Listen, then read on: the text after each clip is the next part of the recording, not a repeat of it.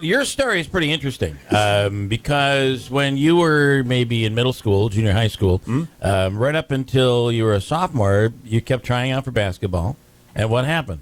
It didn't go so well. I didn't know we were bringing up the past, Bill. But I got to bring up the past. No, I actually didn't make my first basketball team until the 11th grade. So I got cut from 7th grade all the way to 10th grade. Wow. In the summer of 10th grade, a miracle happened. I drank a lot of milk, and I ended up growing 5 inches over the summer. Yeah. So I finally made my first basketball team, and then... Can you see why I don't believe in miracles? Well, I tell kids everywhere that the only way to get tall is you have to drink a lot of milk, and you have to always listen to your parents. So maybe you were... I drank milk and just got fat. I don't know what happened. Stunted your growth. Don't know what happened. But that's really, that's a pretty great story, and look where you are today. Yeah, absolutely. A big reason for, my success today, I think, is because of the team that I play for. You guys know the Harlem Globetrotters have been around for 90 years. We're known as ambassadors of goodwill. Yeah. And everywhere we go, we're just known for putting smiles on people's faces. And that's what you guys are going to see at the Aud when we come here on the 4th. That's a Thursday night at 7 o'clock.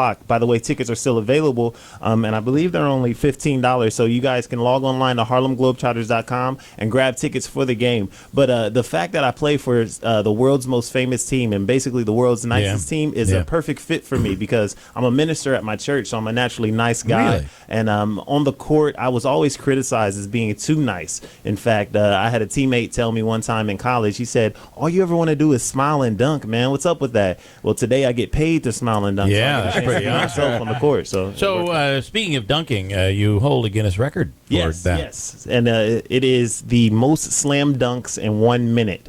And I thought before they told me about this, I thought all I had to do was take the ball and go straight up and dunk it in 1 minute. I said, of course I can do about 30 of those, that's no problem. But then they told me you have to go behind the free throw line in between every dunk. So you're running 15 feet up, 15 feet back to dunk the ball. And for that's certainly very impressive. Yes, especially for a person with exercise-induced asthma, and that didn't make it any easier. But I let kids know everywhere. My testimony is, as long as you know what your triggers are, that you can push through your asthma. You don't have to let it be a hindrance to you. Oh, so you have that. That's really amazing. And but the other thing is, how tall are you? 6'8". 6'8". Now, that is an impedance right there about getting back up outside the free throw line. Yes. Because if you were smaller, it wouldn't help you necessarily with the dunking, but I would think you'd be able to move a little. But that's not the case. You're pretty quick, obviously. Absolutely. Well, I've been told I'm pretty good. I've always been able to kind of keep up with the guards in any league that I play in. So that's one thing that, I just been blessed with, these big lungs. Yeah. So I thought it was interesting that he said the Harlem Globetrotters are 90 years old this year because WIBX is also 90 years old this year. So you're as old as the radio station. 1926?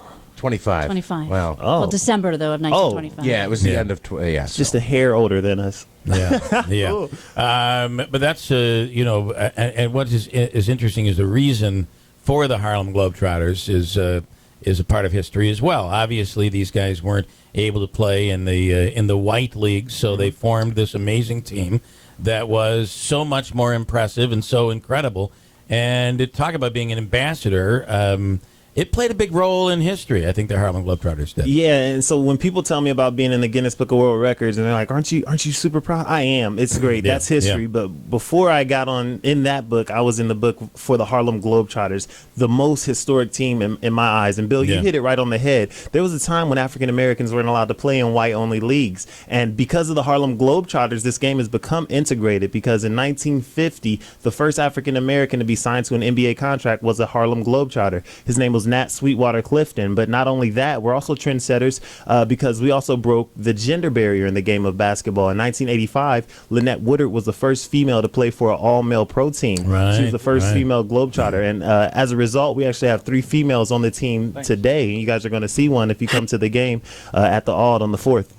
Again, so that's coming up on February 4th. Yes. And you guys come every year, and you load the auditorium every year because it's a show that as kids are growing, you get to, okay, you're at a certain age, it's time. It's like you have to see the Globetrotters. Yeah, man. Yeah, and I actually, when I was younger, I had never even heard about the Globetrotters. My first experience with them was when I played against them for the Washington Generals. So I played against them for 1 year. I lost more games that year than I did my entire career. So that was a rough year for me too. But that was when I realized, that that's the team I wanted to play for. Because one thing I noticed is everywhere that the Globetrotters go, they're the hometown team. I mean, you guys got the Comets here, right? Right. But when the Globetrotters come into Utica, I mean, they're heralded immediately as the hometown team, and everybody loves them. And I wanted to be a part of that. So when I played for the Generals, I did everything I could to be seen. And eventually, the Globetrotters got tired of me dunking on them, and they signed me over. Yeah, that's pretty cool. To a contract. So I would like to see. I'd always thought the Senators were always, at one time, they were always white, weren't they? It was like a team that wasn't very good, and they were the Generals. The Generals. I'm sorry. Yeah, they were always a white team. Oh no, they've been integrated for a while. I'm not sure when they started with that, but they've always been integrated because I used to play for them obviously too. And I would ask you to on the Globetrotters. Clearly, public relations is a huge part of what you guys do. So when you come in, obviously you have to be able to play basketball, and you got to be really, really good, and you got to be able to do these tricks and all of that stuff. But what are the demands and the rules and the PR? What you must have to go through a pretty rigorous training to be a Harlem Globetrotter. Absolutely. Beyond the basketball. Everybody can't be a Harlem Globetrotter. Sorry, I had to do my hair, everybody. I just put a headband on.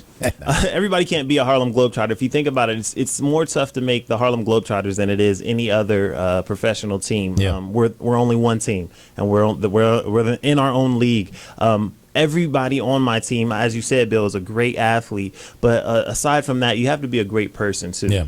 Because we have many initiatives and community outreach programs that we're involved in. For example, this year we have a program called the Great Assist. That's where you guys can log online to greatassist.com, and you can nominate any type of noteworthy cause. So if you know somebody that needs a smile, the Globetrotters are going to do everything we can in the next 10 years to try to spread at least 1 million smiles by our 100th anniversary. An example of that is today I'm going to a school to talk to some kids about the ABCs of bullying prevention.